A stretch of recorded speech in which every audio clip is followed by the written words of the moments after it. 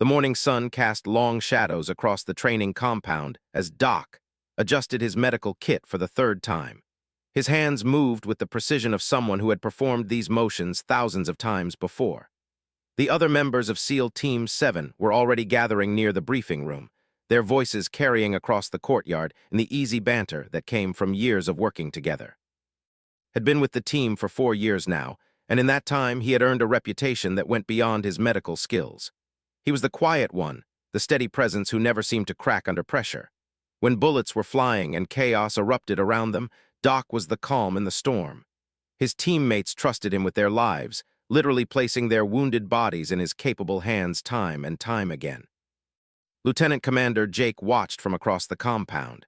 There was something different about their medic today, though Jake couldn't quite put his finger on what it was. Seemed more withdrawn than usual, and that was saying something for a man who rarely shared personal details about his life before the Navy. The team consisted of 8 men, each with their own specialty, but they had become more like brothers than colleagues. There was Tommy Bulldog, the explosives expert who could defuse a bomb with his eyes closed. Rick Hammer Johnson was their heavy weapons specialist, a mountain of a man with a surprisingly gentle laugh. Carlos Snake Vega was their sniper, quiet and deadly accurate. The others rounded out their capabilities perfectly, each man knowing he could count on the others without question. Had saved all of their lives at one point or another.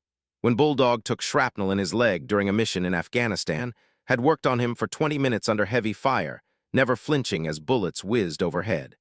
When Hammer caught a piece of debris in his shoulder during a building collapse, had him patched up and ready to move in minutes. The team had complete faith in their medic, but carried secrets that none of them knew about. As he walked toward the briefing room, felt the familiar weight of his past pressing down on his shoulders. He had thought he had left it all behind when he joined the Navy 8 years ago. The name he used now was real enough, though it wasn't the name he had been born with. The military had given him a fresh start, a chance to become someone better than who he had been. The briefing room was filled with the usual pre-mission energy. Maps covered the walls, and intelligence reports were scattered across the table. Their commanding officer, Captain, stood at the front of the room with a serious expression that told them this wasn't going to be a routine operation. Captain began, his voice carrying the authority of someone who had led men through countless dangerous situations. We have a situation developing in Eastern Europe. Intelligence suggests that a high-value target has been located in a compound approximately 50 kilometers outside of Prague. This individual has information that could prevent a major terrorist attack on American soil. Listened to the details of the mission while his mind wandered to darker places. He thought about the choices he had made as a young man, choices that had led him down a path he never wanted to travel again. The military had been his salvation, giving him purpose and direction when his life had been spiraling out of control. The target they were going after was described as a mid-level arms dealer with connections to several terrorist organizations. The mission was supposed to be a quick in-and-out operation, capture the target and extract him for questioning. It sounded routine enough, but knew that no mission was ever truly routine. After the briefing, the team dispersed to make their final preparations. Went through his medical supplies one more time, checking and double-checking everything. His teammates often joked that he was obsessive about his equipment, but they didn't understand that being prepared meant the difference between bringing his brothers home alive or watching them die. Bulldog approached him as he was organizing his trauma kit. "You okay, Doc? You seem more quiet than usual, and that's saying something." Looked up at his teammate, a man he had pulled back from the edge of death more than once. "Just focused on the mission," he replied, which was true enough, though not the whole truth. "Well, just so you know," Bulldog said with a grin, "I plan on coming back from this one without any new holes in me. Try not to be disappointed." Managed a smile. "I'll try to contain my disappointment." As Bulldog walked away, returned to his preparations, he thought about the irony of his situation. Here he was, a man dedicated to saving lives, carrying the weight of lives he had taken long before he ever wore a uniform. The military had taught him discipline and honor, but it couldn't erase the memories of what he had done in his previous life. The flight to Europe was long and gave too much time to think. He tried to focus on the mission ahead, running through medical procedures in his mind and visualizing different scenarios where his skills might be needed. But his thoughts kept drifting back to a time when his hands had been used for very different purposes. He had been barely 18 when he first got involved with the wrong crowd. Growing up in East Los Angeles, opportunities for young men like him were limited, and the easy money offered by local gangs had seemed like the only way out of poverty. What started as small-time drug dealing had quickly escalated into something much more dangerous. Remembered the first time he had been asked to collect a debt from someone who couldn't pay. The gang leader had handed him a gun and told him to make an impression. He had been young and stupid and desperate to prove himself. The man he was sent to see had begged for more time, had talked about his family and his sick mother, had listened to it all and then done what he was told to do. The killing had been quick, but the guilt had lasted for years. It was the first of several times he would take a life for money, always telling himself it would be the last time, always finding a reason to do it again. He had become good at it, efficient and emotionless. The gang had valued his skills, and the money had kept coming. It wasn't until his younger sister had been killed in a drive-by shooting, an innocent victim of the violence he had helped perpetuate, that had realized he needed to get out. Her death had been his wake-up call, the moment when he understood that the path he was on would only lead to more death and destruction. Joining the military had been his way of seeking redemption. He had figured that if he could save more lives than he had taken, maybe he could balance the scales somehow. The medical training had come naturally to him, perhaps because he understood the fragility of life better than most people. Every soldier he saved was a step toward making amends for his past. The plane touched down at a military base in Germany, where they would make their final preparations before heading to Prague.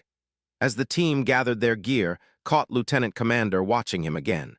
Jake was a good officer and an even better friend, but he was also perceptive, worried that his commanding officer was starting to notice the weight he carried. "Doc," Jake called out as they were unloading their equipment. "Got a minute?" Nodded and followed Jake to a quiet corner of the hangar. The other team members were busy with their own gear, giving them privacy to talk. "Everything all right?" Jake asked, his tone indicating this was more than casual concern. "You've seemed off lately, and I need to know if there's something I should be worried about before we go operational." Met his commanding officer's gaze steadily. "I'm good to go, sir, just focused on the mission." Jake studied him for a moment longer, then nodded. "All right, but if something's eating at you, you know you can talk to me, right? This team works because we trust each other completely." "I understand, sir." As Jake walked away, felt the familiar knot in his stomach tighten. Trust was exactly what he was afraid of losing. These men had become his family, the closest thing to brothers he had ever had. The thought of them learning about his past, about the things he had done before he became their medic, was almost unbearable. The team spent the rest of the day going through final mission preparations. They studied the target building's layout, reviewed extraction routes, and coordinated with local intelligence assets. It was methodical work that required complete focus, and threw himself into it gratefully. When he was thinking about the mission, he wasn't thinking about his past. That evening, as they sat in the temporary barracks eating their last meal before the operation, the conversation turned to home. Hammer was talking about his wife's pregnancy, how excited he was to become a father. Snake was planning to visit his parents in New Mexico when they got back from this deployment. Bulldog was considering whether to re-enlist or get out and use his GI Bill to go to college. Listened to his teammates talk about their futures, their hopes and dreams, and felt the familiar pang of isolation that came from not being able to share his own story. What could he tell them? That he was hopping to save enough lives to make up for the ones he had taken. That every night he went to sleep thinking about the families he had destroyed with his actions. "What about you, Doc?" Hammer asked, pulling from his dark thoughts. "Got anyone waiting for you back home?" Shook his head. "Not really. This is my family right here." The simple honesty of that statement seemed to resonate with the others. They were all brothers in arms, bound together by shared danger and mutual trust. But the bond was even deeper because these men had given him something he had never expected to find again, a sense of purpose and belonging. As they settled in for the night, lay on his narrow bunk staring at the ceiling. Tomorrow they would go into harm's way together, and once again he would be responsible for keeping these men alive. It was a responsibility he took seriously, perhaps more seriously than any of them realized. He thought about the target they were going after, this arms dealer who sold weapons to terrorists. In some ways, the man wasn't so different from who had been all those years ago. Both of them had chosen to profit from violence and death. The main difference was that had found a way to change, to become something better. Tomorrow's mission would be like all the others. He would do his job, keep his teammates safe, and continue carrying the weight of his secret past. The irony wasn't lost on him that the skills he had learned as a killer had made him a better soldier and medic. He understood violence intimately, which made him better at treating its consequences. As sleep finally began to take hold, made the same promise to himself that he made every night. Tomorrow he would save lives, and maybe that would be enough to tip the scales just a little bit more toward redemption. He had no way of knowing that tomorrow's mission would be the beginning of the end of his carefully constructed new life, or that the past he had worked so hard to bury was about to surface in ways he could never have imagined. The last thing he heard before drifting off was the quiet breathing of his teammates around him, the sound of men at peace despite the danger they would face in the morning. These were good men, honorable men, and they trusted him completely. That trust was both his greatest treasure and his heaviest burden.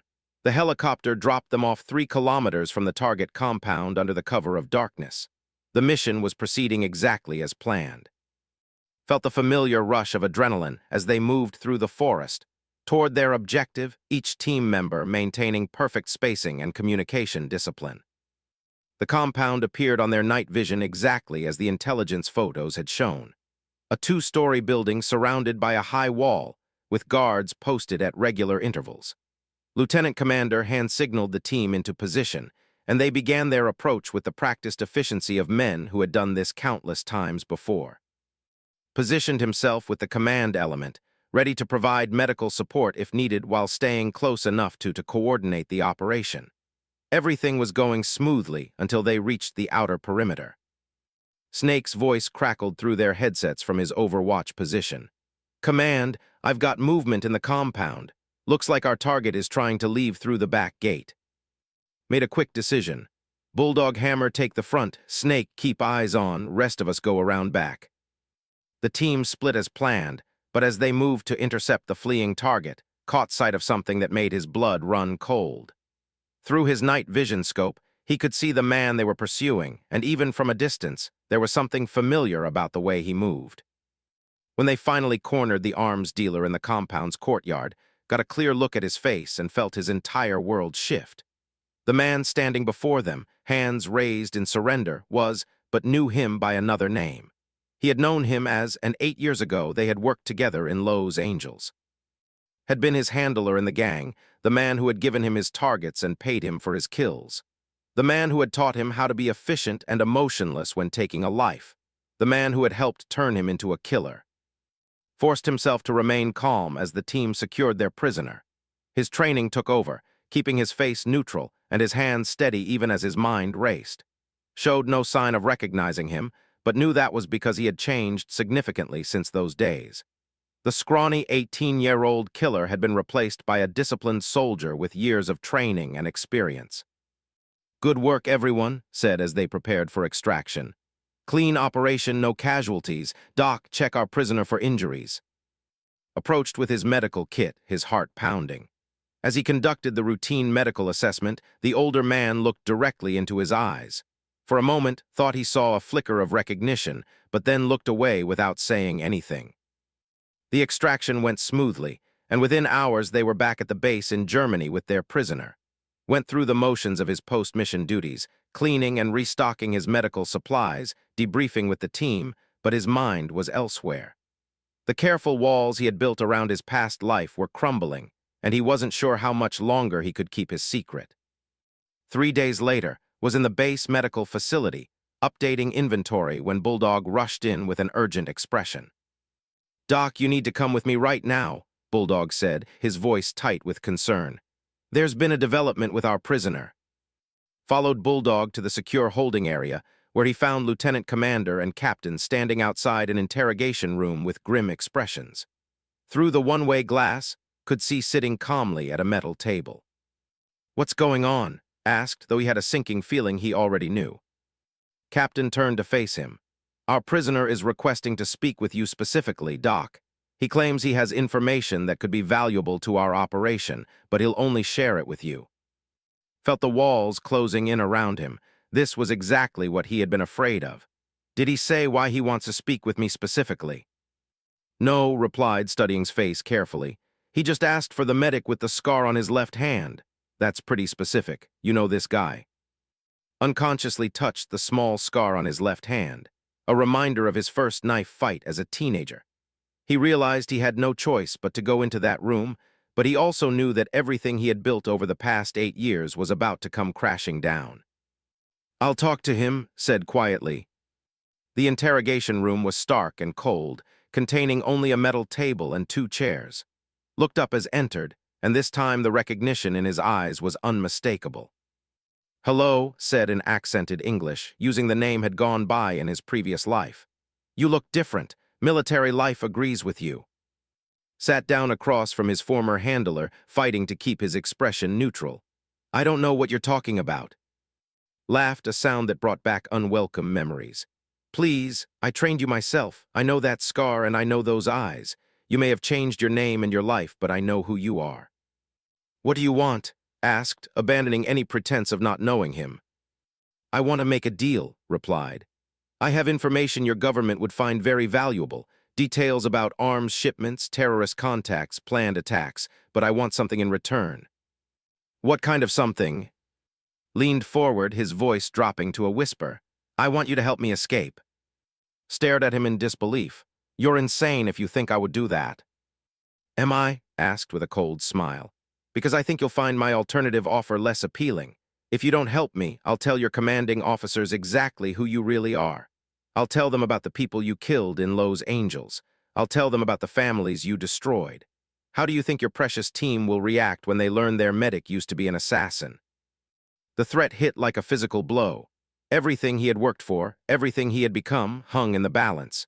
His teammates trusted him with their lives, and that trust was built on the foundation of the man they thought he was, not the killer he had been. I need time to think about it, said finally. Of course, replied, but don't take too long. I imagine your superiors will be wanting to continue their questioning soon.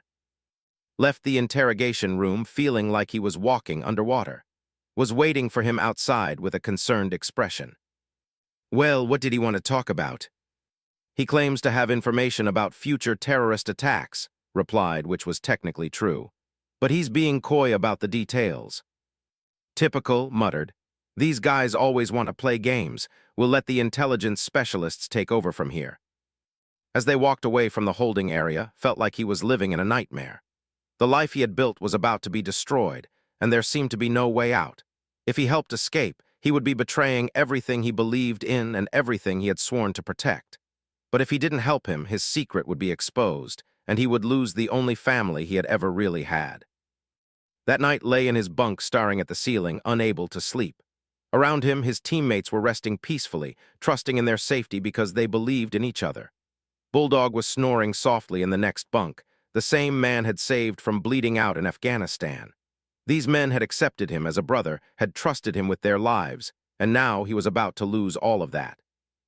He thought about the alternatives. If revealed his past, he would face a military tribunal at minimum. His kills had been contract murders, not acts of war, and they had taken place on American soil. He could be looking at life in prison or worse.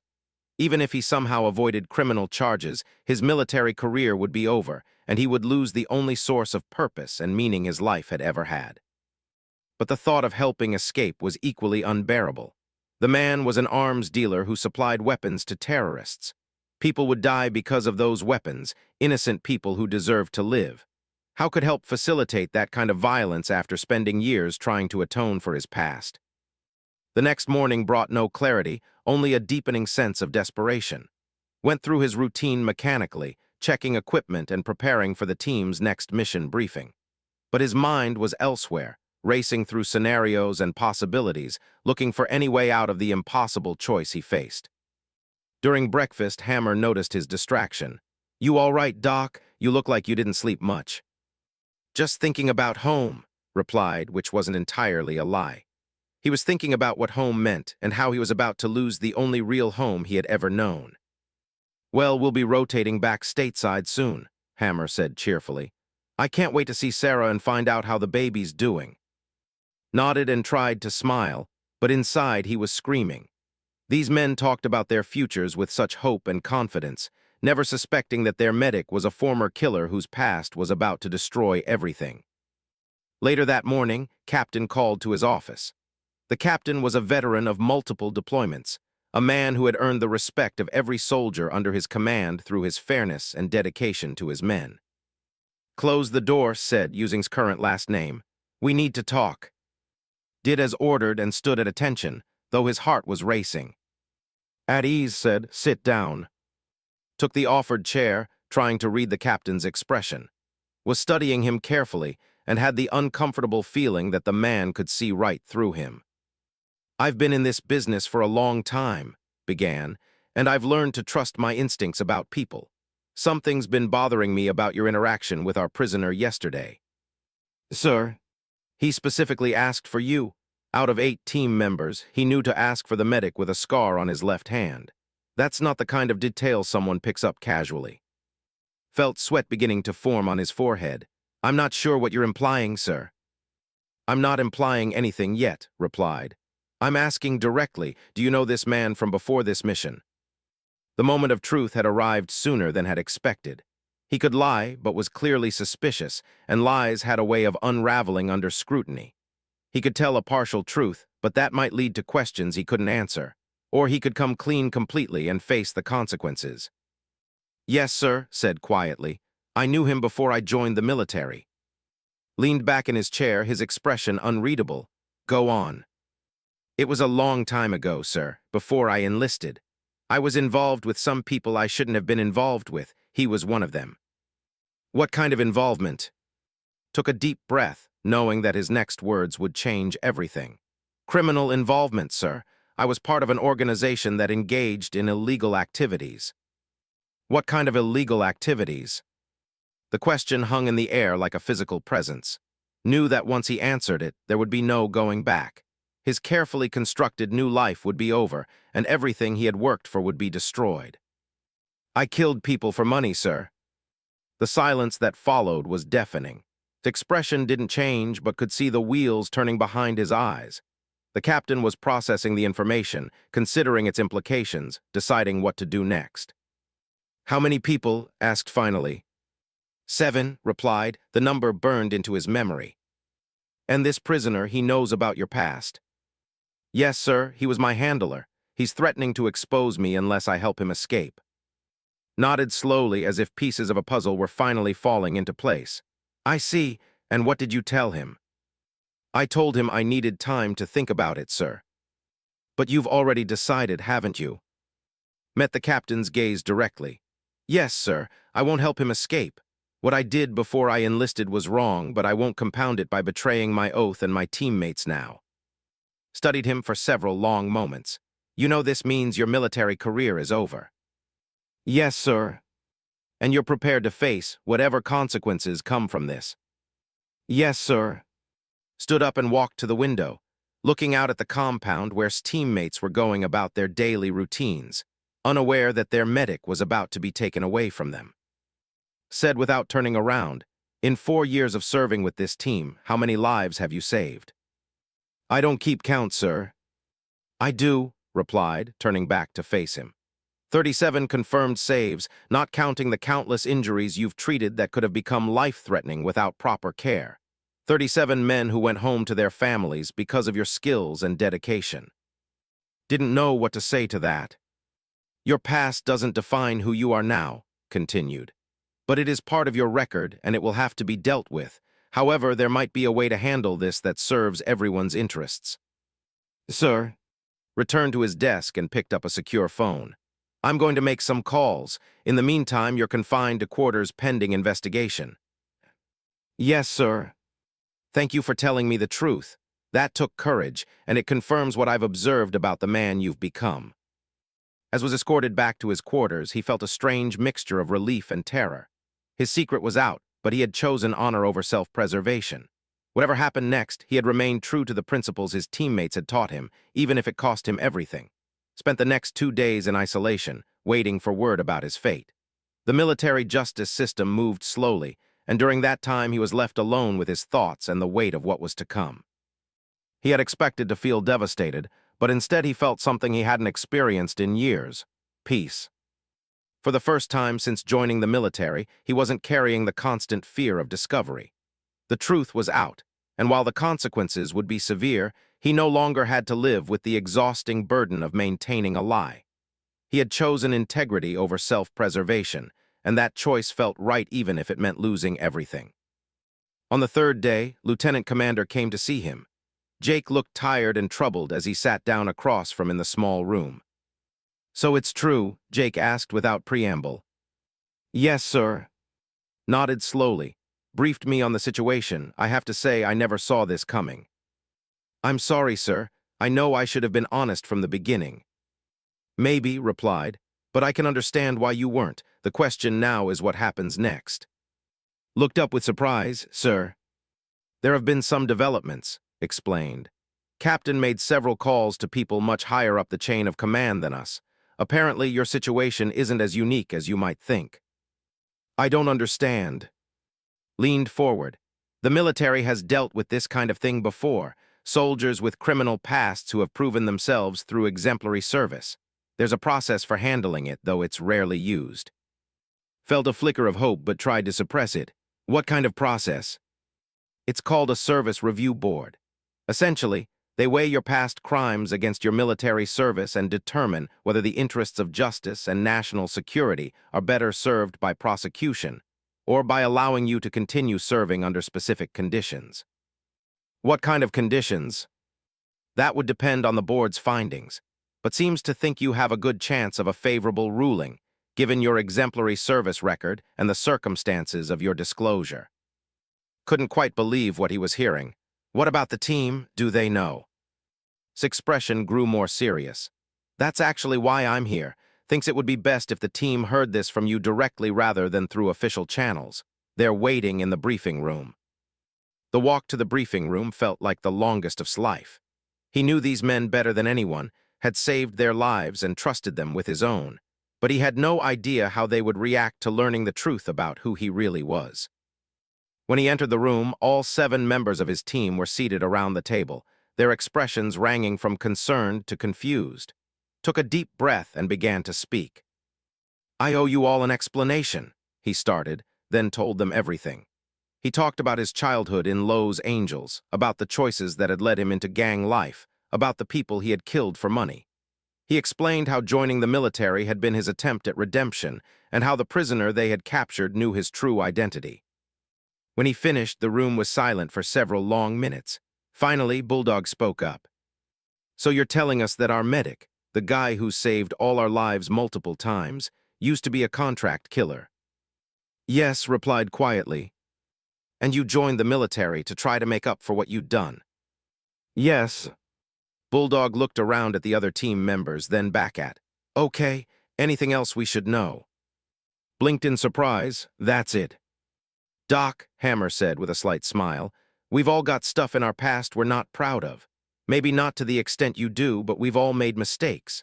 The man we know, the man who's been part of this team for 4 years, that's who you really are now." Snake nodded in agreement.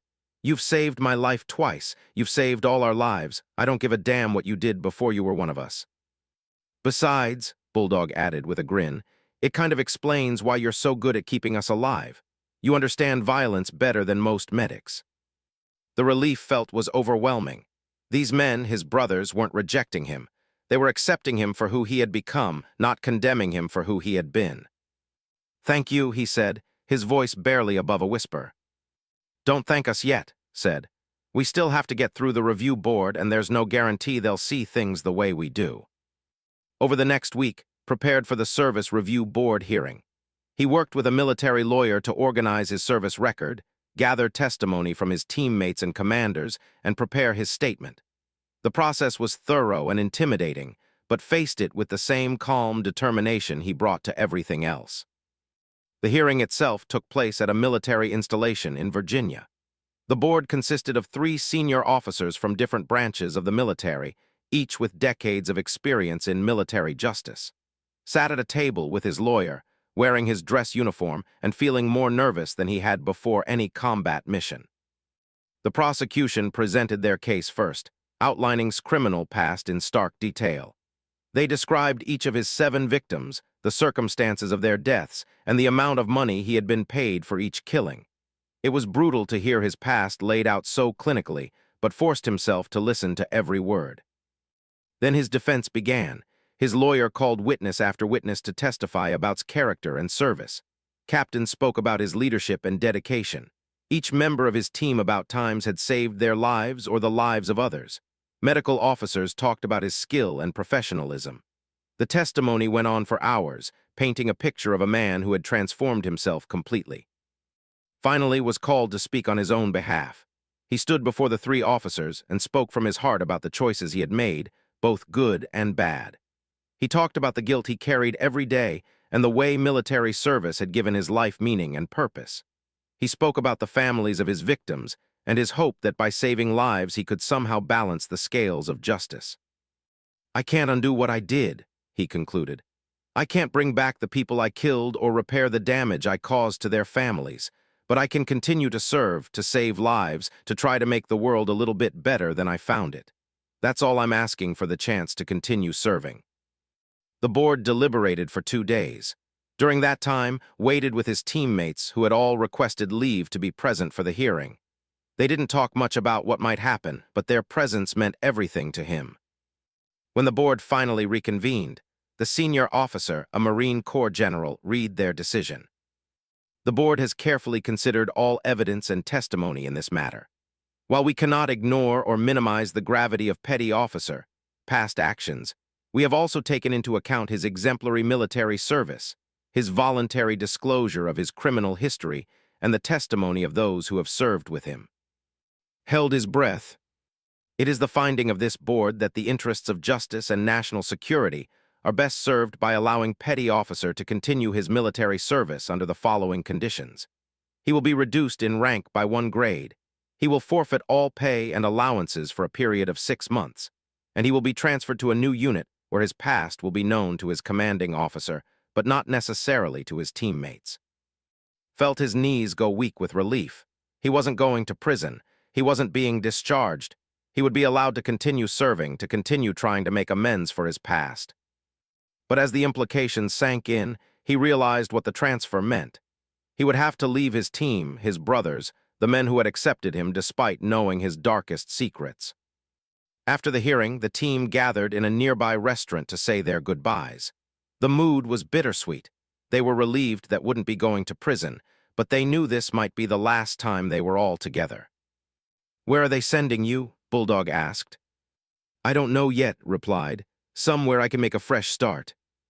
"Well, wherever it is," Hammer said, raising his beer. "They're getting the best medic in the Navy." They spent the evening sharing stories and memories, laughing about past missions and close calls. It was exactly the kind of farewell had hoped for, not maudlin or overly emotional, but warm and genuine. As they were preparing to leave, pulled aside. "I want you to know something," Jake said. "When first told me about your past, I was angry, not because of what you'd done before the military, but because you hadn't trusted me enough to tell me yourself." "Sir, Let me finish," interrupted. "But then I thought about it, and I realized that trust isn't just about sharing secrets. It's about being there when it matters, about doing your job and taking care of your teammates. And you've done that better than anyone I've ever served with." Nodded, not trusting himself to speak. "You're a good man, you always were, even when you didn't believe it yourself. Don't forget that." 2 weeks later, reported to his new assignment at a naval medical facility in San. His commanding officer, Commander Sarah Mitchell, was a veteran Navy doctor who had been fully briefed on his situation. "I know your story, petty officer," she said during their first meeting. "I also know your service record. As far as I'm concerned, you're starting fresh here. What you do from this point forward is what matters." His new job involved training other Navy medics, sharing the hard-won knowledge and skills he had developed over his years of service. It was different from being with a SEAL team, but it was still meaningful work, still a way to save lives and serve his country. He settled into a routine, throwing himself into his work with the same dedication he had always shown. He found an apartment near the base, simple and clean, and began to build a new life. It wasn't the same as being with his team, but it was good work, honorable work. 6 months after starting his new assignment, received a package in the mail with no return address. Inside was a photograph of his old team standing in front of a helicopter, ready for another mission. On the back, someone had written, "Still saving lives, still thinking of you, your brothers." Smiled and placed the photograph on his desk where he could see it while he worked. He thought about the long journey that had brought him to this point, from the streets of Lowe's Angels to the team's rooms of naval special warfare to this new chapter of his life. He still carried the weight of his past, and he always would. The families of his victims deserved better than the young man he had been. But he had also learned something important. Redemption wasn't about erasing the past, it was about choosing to be better in the present. Every day woke up and made the same choice his teammates had taught him to make. To serve something bigger than himself, to protect and save lives, to honor the trust that had been placed in him. It wasn't enough to balance the scales of what he had done, but it was a start. And for the first time in his life, that felt like enough. In his new role, discovered that teaching other medics was almost as rewarding as being in the field himself. Every student he trained would go on to save lives, multiplying the impact of his knowledge and experience. He found himself particularly drawn to the young medics who seemed lost or troubled, understanding that sometimes the military could be a place of second chances for those who needed them most. One evening, as he was leaving the medical facility after a long day of training, noticed a young sailor sitting alone on a bench outside the building. The kid looked maybe 19, with the kind of lost expression remembered wearing himself many years ago. "Everything all right?" asked, stopping beside the bench. The young sailor looked up. "Yes, petty officer, just thinking." "Mind some company." The sailor shrugged and sat down beside him. You're in the new medic class, right?" "Yes, petty officer, Johnson." They sat in comfortable silence for a few minutes, watching the sun set over the Pacific. Finally, Johnson spoke up. "Can I ask you something, petty officer?" "Sure. Do you think people can really change? I mean really change who they are?" Looked at the young sailor, seeing something of himself in the question. "I think people can become who they're meant to be if they're willing to work for it. Why do you ask?" Johnson was quiet for a long moment. "I did some things before I enlisted, nothing like what you hear about some people, but bad things. I joined up hopping to become someone better, but sometimes I wonder if I'm just fooling myself."